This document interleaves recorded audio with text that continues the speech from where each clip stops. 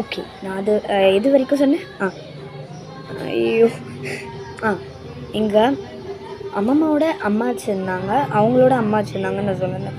அதில் முடித்தேன். எனக்கு நல்லா அதுலேருந்து கிட்டத்தட்ட 120 வருஷமாக அது இருக்குதுன்னு எனக்கு நான் நம்புகிறேன்.